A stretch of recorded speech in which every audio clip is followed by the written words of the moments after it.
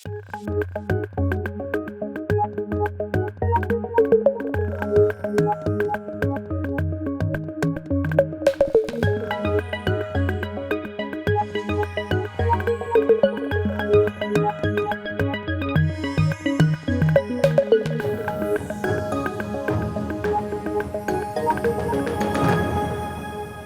good morning, everyone, or good afternoon, depending upon where you are. Thanks for joining us today. I'm Lindsay, and I'm here to introduce today's webinar, which is which cybersecurity cert is right for me. Specifically, we're going to be discussing Security Plus, CISSP, and Certified Ethical Hacker. I will be discussing none of those things, turns out. Instead, we've got the wonderful, talented Andy Rivers and David Crouch with Beyond 20.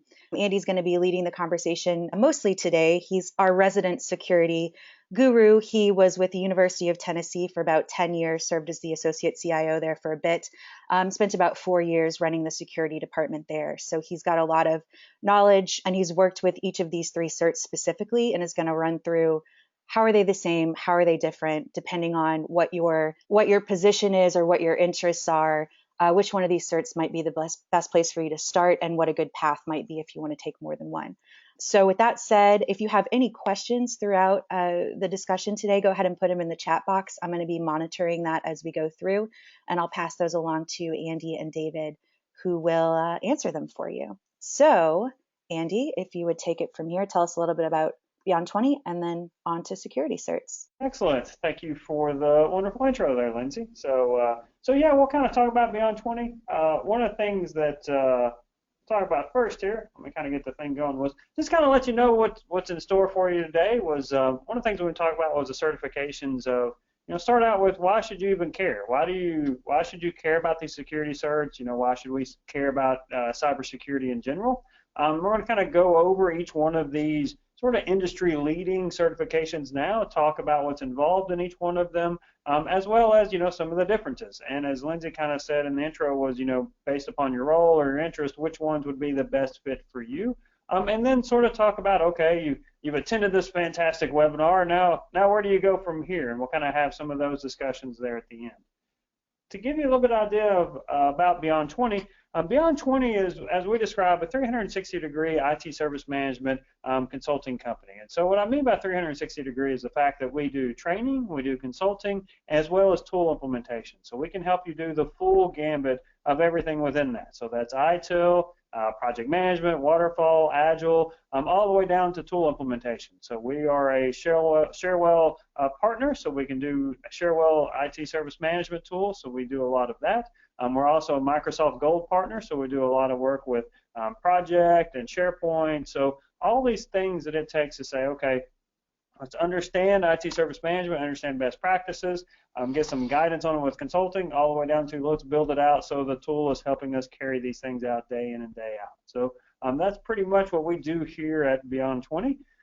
As Lindsay mentioned before joining Beyond 20, I was with the University of Tennessee for quite a number of years, and for a large part of that, for around 4 years, I worked with our security department. So I did a lot of security assessments, did a lot of the things that we'll kind of talk about with some of these certifications that we're going to discuss today.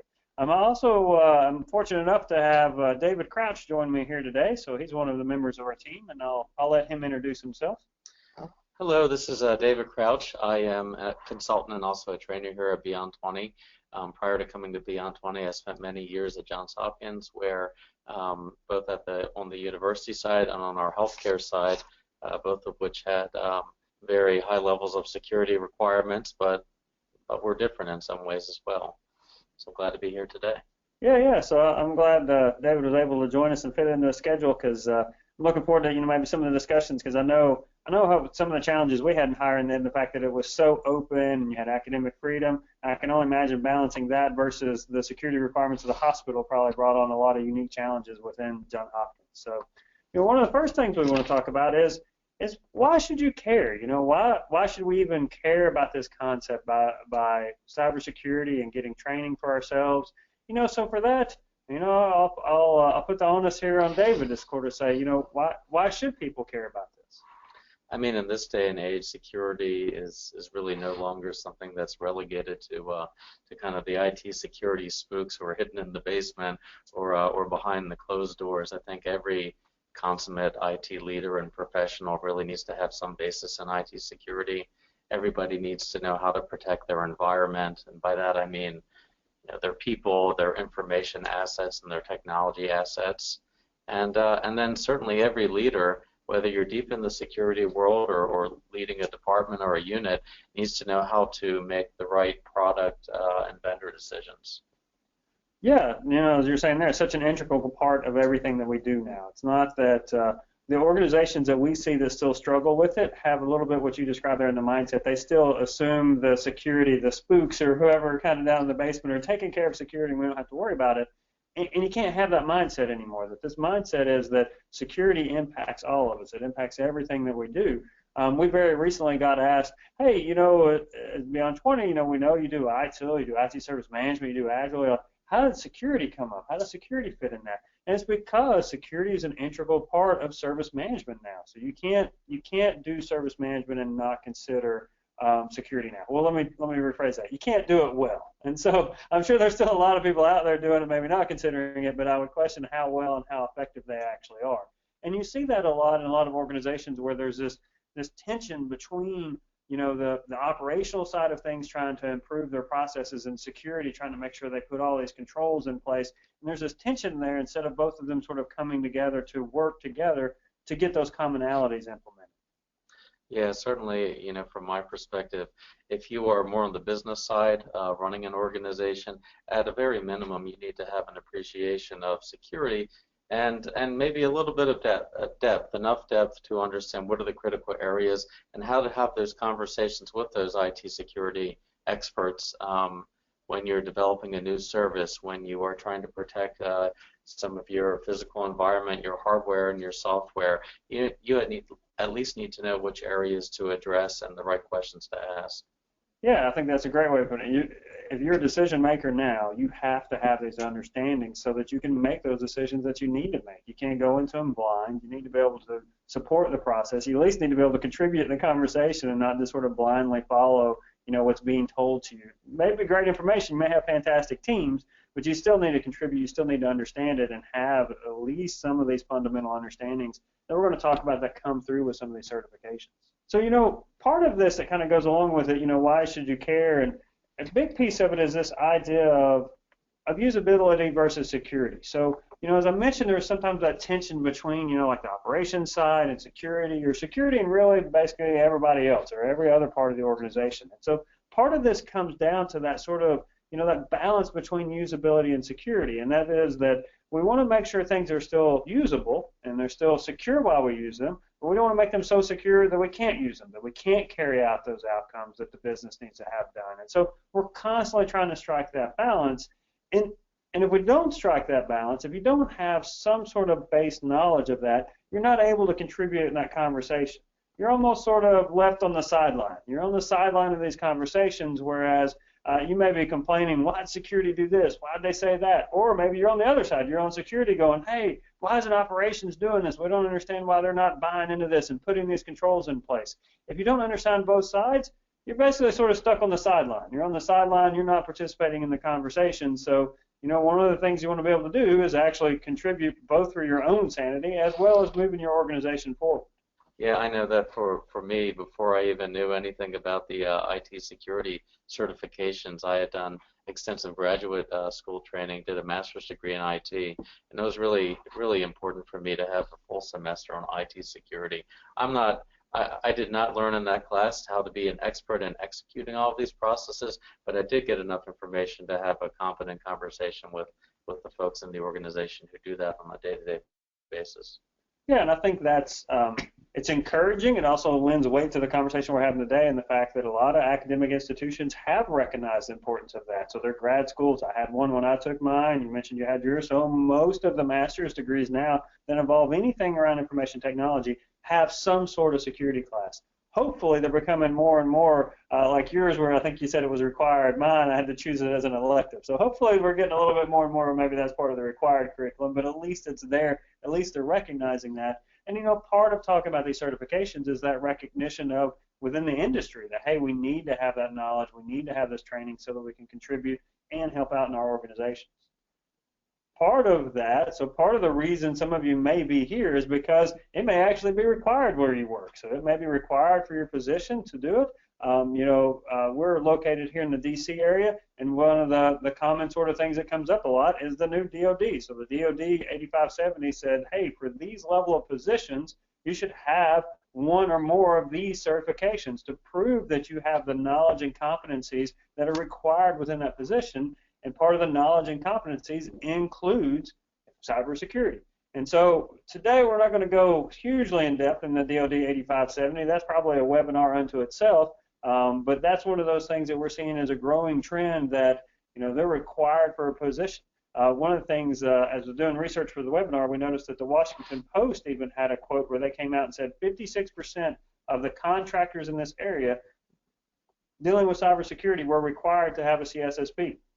And so that's just a requirement directly to even have a position. And so, that growing trend of making sure you have the skills and knowledge and then showing you have that by having the certification that goes along with it. All right, so talking about Security Plus, that's from CompTIA.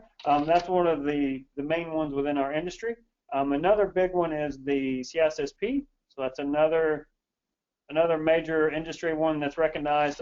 Some of these cover the same content, so we'll kind of talk about that after we go through an overview for each one of these, and we cover the content. And then we'll also talk about the difference between these two and which ones may appeal to the different types of skills and roles that you have in your organization. Next, we have the Certified Ethical Hacker. So that's definitely a growing one in popularity and growing within the industry. So let's sort of unpack each one of these. So Security Plus, the best way I can kind of describe the audience for this one is,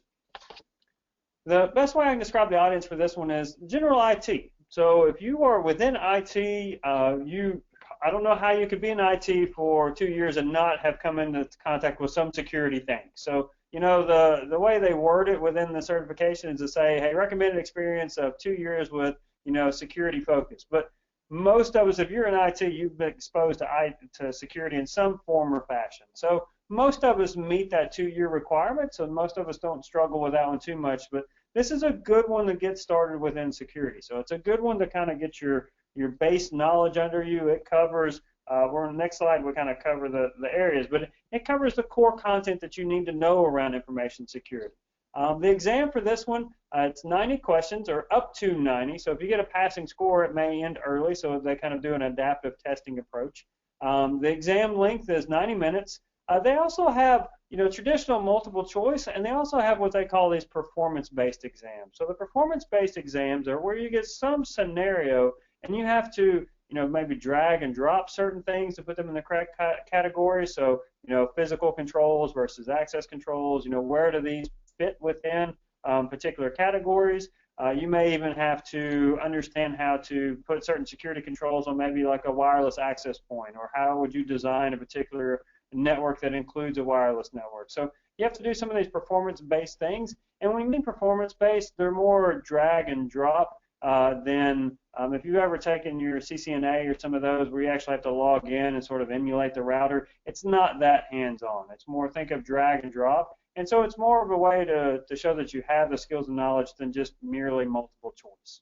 Within the domains of this one, so for Security Plus, you have network security. So that's, we're going to kind of cover the fundamentals of make sure you know what ports are, know your basic ports. So that comes up with the network security. Compliance and operational security. So that's around any regulations and laws that may be in place. Threats and vulnerabilities. So the difference between those two. And then how do you actually secure things, from application security to data to host.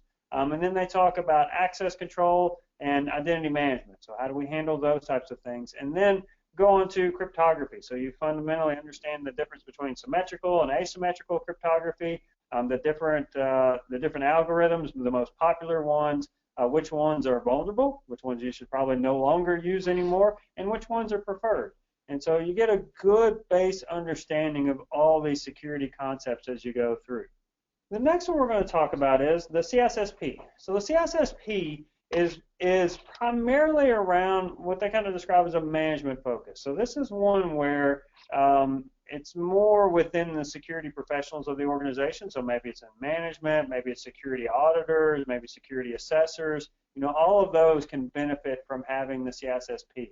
For this one, the requirements are more stringent for this one. So you need to have at least 5 years of experience and 2 or more of the domains that are contained within CISSP. And so we're going to talk about those domains here in a second. But there is more stringent requirements around this one. So you actually have to provide your experience.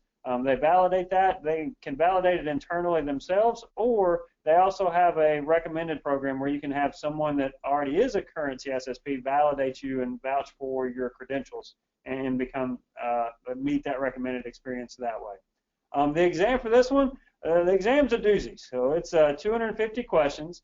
It's 6 hours. It's multiple choice, and what they call is advanced innovation. And it's very similar to what I described a minute ago that the Security Plus has, and the fact that they'll have a few drag and drop questions there. So you'll drag and match concepts up together. So again, it's not full on emulating a router, a network, or computer or anything, but it is a little bit more challenging than just pure multiple choice.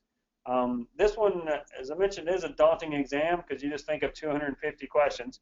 That unto itself is a lot, and then you think taking an exam for 6 hours, it's a doozy. It's one to, not only is the content hard to cover, but actually taking the exam is quite difficult.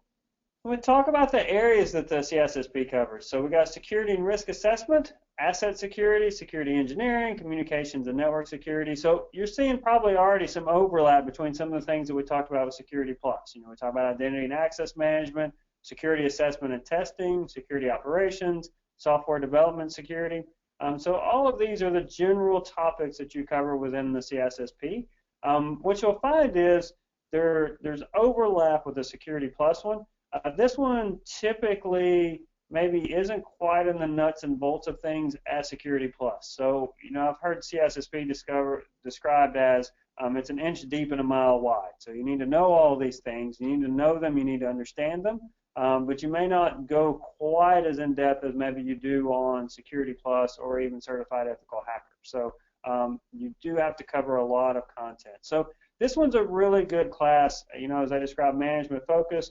It's a really good class, as David even said in his beginning. Why should you care? If you're in one of those roles where you're having to help make decisions around security things, this is a great certification for you to get, because you need to make sure you understand all of these principles as you're making those decisions. Next is the Certified Ethical Hacker. And so this one is, this is for, as they describe, security professionals, but this one I would describe it as more technical focused. And so this one is, I would say, if you're more hands-on keyboard in a security role, doing security assessments, doing penetration testing, these are those types of things. Maybe if you're also, the hands-on network admin or sysadmin, and you're kind of wanting to test and develop techniques to verify your systems are hardened, then this is a certification for you. Similar to the Security Plus one, they recommend that you have 2 years of experience. They require 2 years of experience to take the exam or to be able to take the class from an authorized training center. So if you do that, you sort of supersede part of their experience requirements. For this one, the exam is 125 questions, so this one's pretty lengthy as well, and it's 4 hours, and it's multiple choice. And so for this one, you got to get at least a 70 to pass for this one. They also break this down a little bit differently than Security Plus and CISSP, in the fact that, the other two had knowledge domains that you needed to understand these concepts, you needed to know them, varying levels between the two certifications. The Certified Ethical Hacker also introduces the idea that you need to have some task knowledge. So they have these knowledge areas, so the background analysis, security tools, regulation and policy, ethics, those types of things. But you also have some overlap here where you need to know these tasks. And so what I mean by task is you actually need to know how to run some of these things. So it is tool focused. You need to know how to run, hey, how would I actually do a port scan? How do I open up Nmap? How do I run a scan to figure out what ports are open? Now the ports are open, now what do I do? What next tools do I use? So you need to kind of have those hands-on skills for this certification. So this slide sort of at a glance lets you see all the different domain areas before the 3 certifications. And so each one of them covers basically the core concepts. Again, it's just a slightly different flavor. So the Security Plus is really going to be around, do you understand the fundamentals? Do you know the basics? And when I say basics, it's security basics. It's not PC basics. It's not, A+ or anything like that. It is definitely a level above that. But do you understand the basics around information security, cybersecurity. CISSP is going to be broader. It's going to have several more areas that you're going to cover within it, and you're going to have to go, broader in the topics that you cover, and probably more in depth on the policy and procedure side of things and the regulations. All of that's covered more in depth than you're covered within Security Plus. And so again, that one's good if you're in a management role or you're leading areas within security. The CISSP is a great one to have. And then, the Certified Ethical Hacker, as I was just talking about, it has where you need to know basic knowledge, you need to know how to do these things, but you have to add that knowledge in with, okay, what are the skills and the task involved to actually carry them out? So not only do I know what a port is, so Security Plus is going to say, hey, do you know what a port is? Do you know the port numbers? Do you generally know what runs on these ports? And you'll memorize that and know them. But then Certified Ethical Hacker is going to say, okay, here's how you find out which ports opens on these machines. And so once you figure out what ports are open, then here's a number of techniques to figure that out. Now I know these ports are open. Now what do I do? Well, now I know this was, 3389 was for remote desktop. Now I can connect into, try and do some vulnerabilities for remote desktop. So you actually get more of those hands-on type activities. If you're a network administrator, where you are within IT, Security Plus is a good one to have because everyone needs to have that fundamental security knowledge now. So we can't just sit back and think, oh, we've got a security department, so I don't really need to know this. They're handling everything. No, you got to know it. You got to be able to participate in that conversation. You can't be on the sidelines anymore. The next one is the CISSP. So that one, it's more of a management focus. Maybe if you're doing more of the policy and procedure sides of things. If you are in the security office, I would highly recommend that you have this one because it is the industry sort of recognized as one of the main industry standard ones to have. So if you're within the security department, I highly recommend you have that one. But also if you're in the management role, again, kind of taking some of David's words, if you're in one of those decision-making roles, this is the one I would recommend for you. The Certified Ethical Hacker one, that one's more if you're going to be hands-on keyboard doing security work. So if you're hands-on keyboard, trying to verify, do we have vulnerabilities, what's open, doing that sort of analysis on your network, on your servers, on your applications, then this is the one for you. And so if you are doing it either as, security assessment or penetration testing, this is a great one for you to have. Or again, as I mentioned earlier, if you're actually, are one of the admins in one of your areas, maybe you're the network admin, maybe you're one of your system administrators. This is a great one for you to have. So you'll have those hands-on skills that you can apply to the systems that you're managing.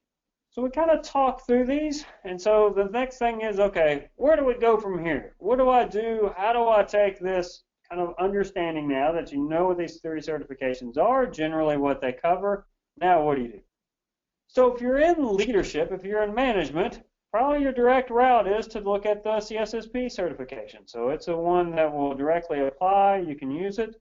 If you are new to security, if you're new to some of the fundamental things, one of the things you may want to think about doing is getting your Security Plus first, because as you prepare for the CISSP, it's going to cover some of those fundamental things. What's a port? Which port should you memorize? Which ones do you need to know? So it's going to cover some of those things. And so it'll help better prepare you for the CISSP. It's not required. You don't have to take the Security Plus before the CISSP, but if you're kind of looking at a roadmap, then if you're kind of ramping up, if it helps you, you might start with Security Plus. A good way to know that is if you look at CISSP, you check it out, maybe even you do some test questions, and you realize, man, I just kind of don't know some of these fundamental technical things. Then you might take a look at doing Security Plus first. But sort of fundamentally, if you're within leadership, if you're in one of those decision-making roles, the CISSP is the certification sort of recommended for you.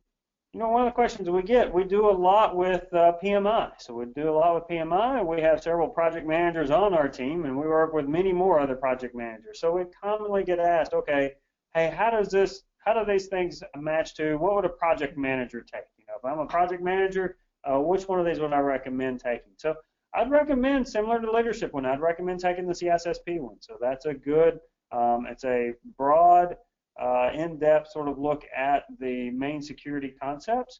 And so it also doesn't go quite as detailed as Security Plus, and it definitely doesn't go as hands-on as Certified Ethical Hacker. And so it's a good level for a project manager to understand those concepts, to know, so that they can contribute to their project, so they can contribute to these discussions and not just sort of be attending the meetings or scheduling the meetings for those people. They can actually contribute and kind of help further refine the requirements, help in testing, validate that these testings accomplish what they really wanted to do. So better manage your project because you understand these concepts.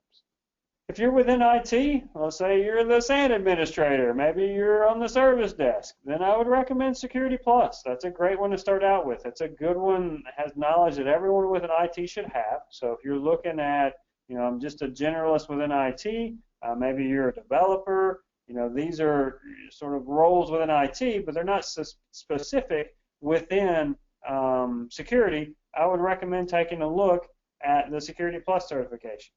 Next, if you look at this screen and you see, oh man, it's a terminal and he's running Nmap, if that gets you excited, then Certified Ethical Hacker is probably for you. If you looked at this screen and got a little nauseous and went, oh man, I hope he doesn't ask me any questions about this, then the Certified Ethical Hacker is probably not the certification for you. So again, it's going to be, not only do we cover the concepts, do we know what the ports are? So do we know that 22 is SSH? Do we understand that? That's TCP. Great, we understand it. Now let's go run an Nmap scan on it and see, okay, how many of our computers on our network are actually have that port open? If that's the type of thing you want to do, not just take the knowledge there and have it and understand it, but take it and start applying it within your environment by running specific tools, doing specific activities, then Certified Ethical Hacker is the one for you. That's the one for you to kind of check out.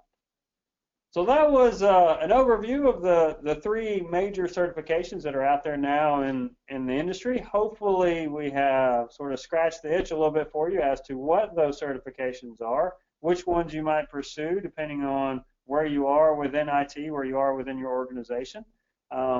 We'll pause here and see if we have any questions. I'll also see if David had any other thoughts, as we're kind of waiting on the questions to come in. I think what's really nice about these is that some people could, decide to individually take one of these certifications based on their role, based on their need for having in-depth knowledge about security. But at the same time, they kind of provide a rough progression from high-level awareness to decision-making to that really in-depth person who's going to be executing this every day. So the other nice thing, I think, is that this gives you the opportunity to do some progressive skill building. So if you're looking to climb the security ladder, if you're trying to move from the IT professional all the way up to the IT leader or the security leader, this gives you one path towards that. No, that's a good point. So that definitely gives you, you kind of have the progressions there that you can see. That's a great way of putting it. So if you were thinking progression of how these would apply, maybe you start with Security Plus, get those fundamental things. If you want to be hands-on technical, you go Certified Ethical Hacker. If you get those core fundamental things in Security Plus and you want to kind of do more of the management, you get CISSP. And it doesn't have to be linear. Maybe, hey, I did Security Plus. Now I want to be hands-on. Do Certified Ethical Hacker, we're good. Then you start thinking, oh, yeah, I do kind of want to move more into management roles. Then you kind of look at the CISSP one. So, yeah, it does kind of give you a nice progression. That's a great point. Okay. Check with Lindsay to see if we have any questions coming in or anything. We do. And I'm going to start with, let's see, how about a practical one? What are some tips for passing these exams? Oh, okay. That's a good one. So tips for passing this exam. So, I'm a little biased because obviously I work at Beyond 20, we do training, but I fundamentally learn better if I'm in a class. So I've just learned that I am better if I'm in a classroom setting where I can talk to other people, I have the instructor to talk to not just sort of learn these concepts. So I really like having classroom learning. So that's my preference knowledge. So other than that, each of these areas have their own sort of approved official publications. So that's where I would start with a lot of these. And so start with those official publications because those will give you true practice exams that you can take or practice questions that you can take from them. Each one of them has a lot of other publications around them that may give you some tips and that sort of stuff. But you also have to be cautious of, okay, is this a real exam tip or is it going to throw me off? Is it not going to be a valid thing? So to know that you're really studying the core content, check out the official publications from each one of these. That's sort of the best way to start studying. And what you may even do, you may self-study for a little while and then decide to take, hey, I'm going to take a class to kind of help get me ready, and then I'm going to go take the exam. So that's a typical approach that works pretty well. So that way you kind of maybe look at things a little bit, then you come into class, get further clarification, then you take the exam. Or you just show up for the class and you take it and then take the exam. Yeah, I know for the certifications I've had, I've done both. I like self-study, but what I really like about the class is you come to the class, you get to share some experiences with other folks, meet other people in the field. And then you get down to that last day right before the exam, and then you're like, oh, wait a second, I need to make sure I know exactly what's on that exam, and I'll get back to all those nice stories, the day after I pass. So I think that these classes really do both, right? You get to share the experiences, but you also learn the material that you need and that you focus on to pass that exam. Yep. No, I think that's a great way of putting it, because the stories and those sorts of things, they're hugely beneficial, but you kind of get close to the exam, like, I just got to pass this exam. But I think what helps me is, you're kind of saying that, what helps me is when I'm in class, I hear the stories and I talk to people, they help with what I would describe as a stickiness, that it sticks with me, so that once I pass the cert, once I pass the exam, the next week after that, those concepts have stuck with me more than if I just sat at home and kind of read the book on my own. So they kind of help with that stickiness of knowing, okay, this is how I would apply this, or helping retain it past the class. So hopefully that answered your question. You guys touched on this a little bit, but maybe elaborate if you don't mind. If I wanted to get more than one of these certifications, where would I start, or in what order should I take them? Let's say you want to do all three, which is not actually what the question was. But if you wanted to do all three of these, what's the order of operations there? Yeah, so I'll piggyback a little bit off the progression discussion we're having. If you knew, let's just say you said, hey, I know I'm going to take all three of these. So you know you're going to take all three of them. I wouldn't do all three at once. So you'll get hugely overwhelmed and probably not finish any of them. So I would plan on doing them one at a time, one at a time over several weeks, maybe even months. So depending on how this goes. So if you're kind of starting from ground zero, let's say you don't have any of these, this sort of stuff, I would start with Security Plus, because it's going to teach you some of those core concepts that's going to carry forward in CISSP and Certified Ethical Hacker. So they're going to carry you forward in both of them. So I would start with Security Plus. Security Plus, now when you look at Certified Ethical Hacker and you look at CISSP, from there, I would probably pick the one that, based upon your current skill set, had the easiest lift for you, because you want to go ahead and get that second one so you can get the value of having that next and extra cert. So if you are, a lot more in management, more of the, broad sweeps of IT, then I'd do CISSP. If you are, already hands-on, very technical, you're already used to doing a lot of things in the terminal and those types of stuff, then go and get Certified Ethical Hacker, so that you can go ahead and get that base understanding of Security Plus, and then you almost immediately turn around and get that second one under your belt, and that one may just depend on which path you go.